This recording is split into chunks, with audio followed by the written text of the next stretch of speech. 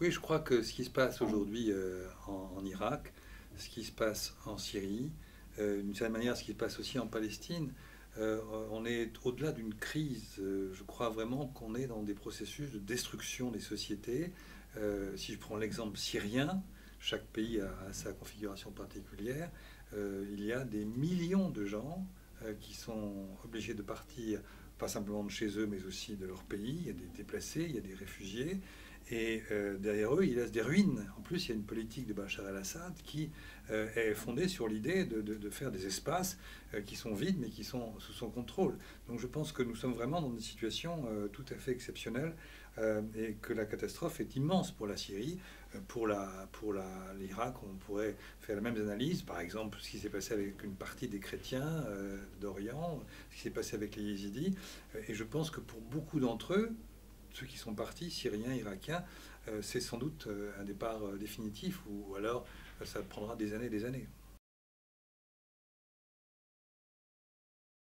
Je n'ai pas le sentiment que la communauté internationale prenne la mesure de l'ampleur de la catastrophe politique, humanitaire, culturelle, sociétale, qui vient d'engloutir la Syrie, en partie l'Irak.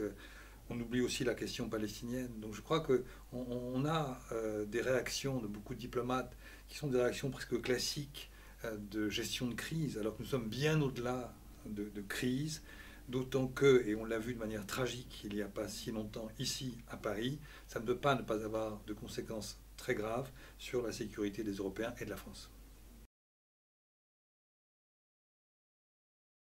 Je pense qu'on a plusieurs euh, lieux de séisme politique en Irak, en Syrie, en Palestine. C'est-à-dire que les origines sont différentes, mais ils convergent les uns par rapport aux autres pour créer la situation que j'évoquais brièvement tout à l'heure.